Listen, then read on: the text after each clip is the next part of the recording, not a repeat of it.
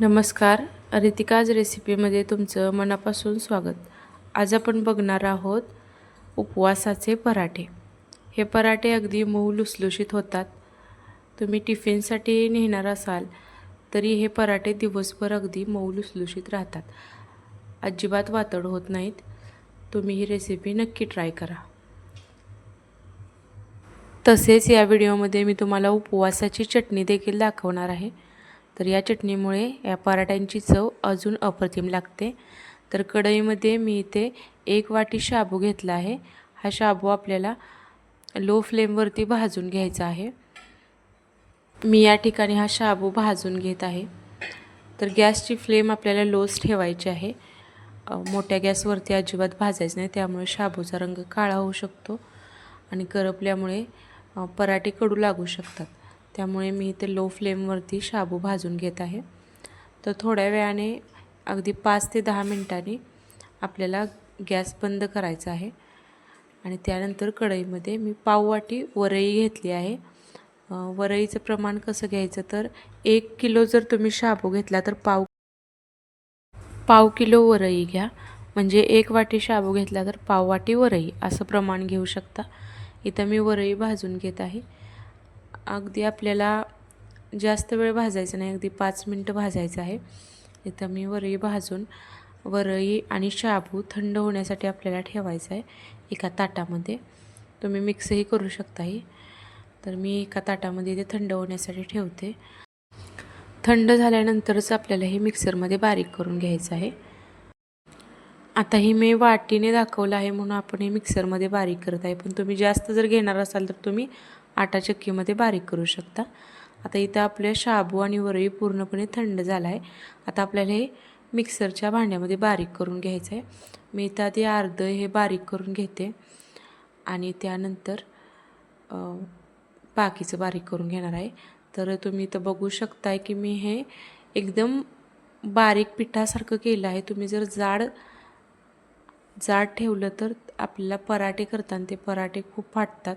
त्यामुळे आपल्याला हे एकदम बारीक पिठासारखं करायचं आणि त्यानंतर चाळूनही घ्यायचं आहे. म्हणजे जर मोठं त्यात शाबू राहिला असेल तो चाळून बाजूला निघेल. तर मी इथं दुसऱ्यांदाही इथं बारीक करून घेतलं आहे. आता हे सगळं पीठ आपल्याला चाळून घ्यायचं आहे. मी चाळून घेते.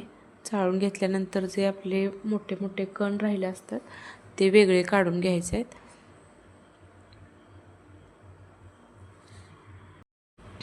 त्यानंतर मी ते मिक्सरच्या भांड्यामध्ये शिजवलेला उकडून घेतलेला बटाटा घेतला आहे, त्याची साल काढून.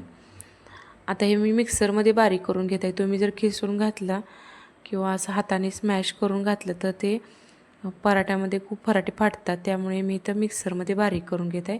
त्यात मी 2 हिरव्या मिरच्या घातल्यात आणि थोडंसं पाणी घालून आता हे मिक्सरला आपल्याला बारीक करून घ्यायचं आहे.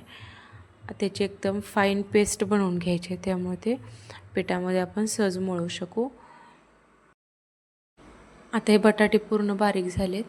आता या ठिकाणी पिठामध्ये आपल्याला चवीनुसार मीठ घालून घ्यायचं आहे.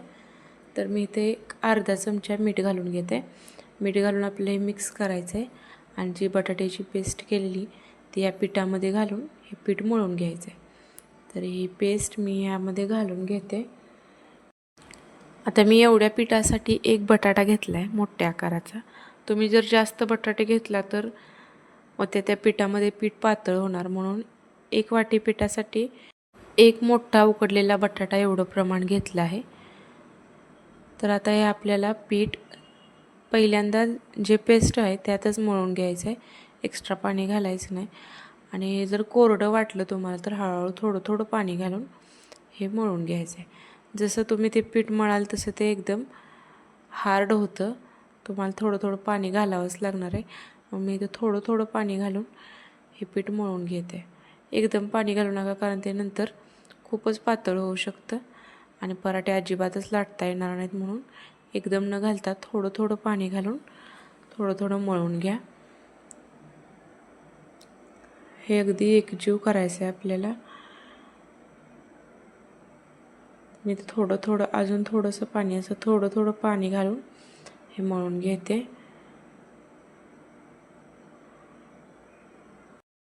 इथं आपलं पीठ व्यवस्थित मळून झालं आहे, तुम्ही बघू शकताय.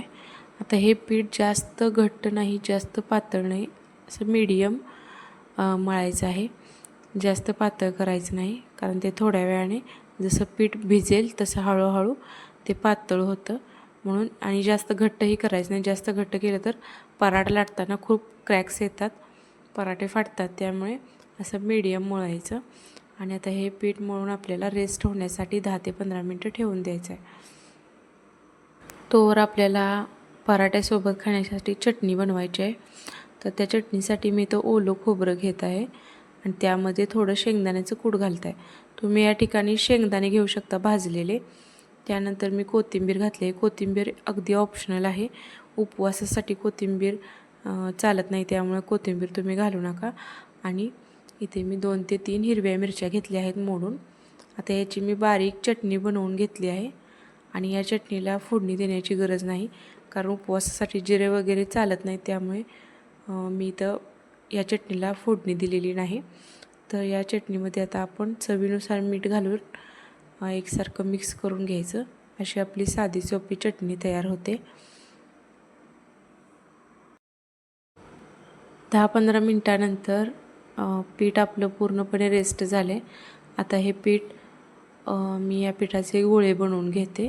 गोळे अगदी मोठे नाही, लहान नाही, मीडियम साईजचे गोळे बनवून घेत आहे. म्हणजे चपातीला आपण जसे बनवतो त्याच्यापेक्षाही लहान गोळे मी इथे बनवून घेत आहे. आता तुम्हाला किती म्हणजे साईजचे पराठे बनवायचे, चपाती एवढे की त्याच्यापेक्षा लहान, त्या आकाराचे तुम्ही गोळे बनवून घेऊ शकता.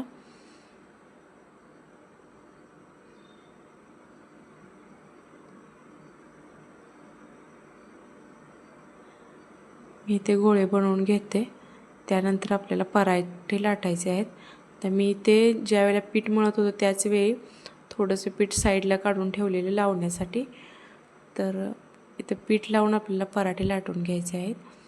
मी इथे पीठ लावून असे हळूवार हलक्या हाताने लाटून घेत आहे. साईडने जरा जरा क्रॅक्स जात आहेत, पण तरीही आपल्याला हळूवार हलक्या हाताने असे गोल गोल पराठे लाटून घ्यायचे आहेत.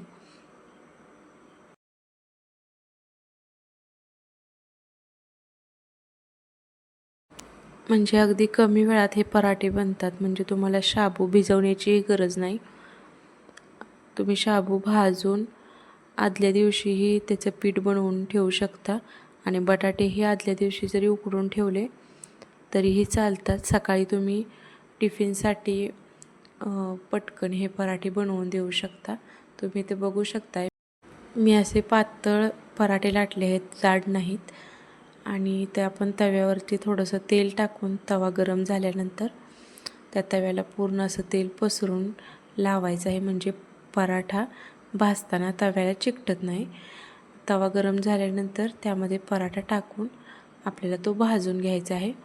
मी तर हा पराठा टाकून दोन्ही साईडनं आपल्याला हा भाजून घ्यायचा आहे. थोड्या वेळाने एका साईडून भाजला की पलटी करून तो दुसऱ्या साईडनेही भाजून घ्यायचा. आता हा पलटला की आपल्याला दोन्ही साईडला तेल लावून भाजून घ्यायचं आहे. मी तर दोन्ही साईडला तेल लावते आणि दोन्ही साईडला तेल लावून आपल्याला हा पराठा मीडियम आचेवर भाजून घ्यायचा आहे. म्हणजे गॅसची फ्लेम तुम्ही एकदम फास्ट ठेवू नका, त्यामुळे पराठा वरून भाजला जाईल, आतून कच्चा राहू शकतो. त्यामुळे आपल्याला गॅसची फ्लेम मीडियम ठेवायची आहे, जास्त फास्ट गॅसवरती भाजू नका.